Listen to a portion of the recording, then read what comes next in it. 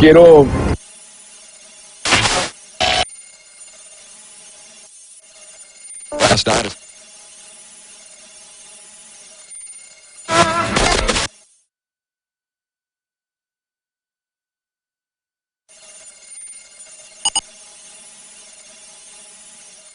Hicimos una canción que tenía en su coro mensajes codificados, mensajes que solo entendemos los integrantes de las fuerzas militares.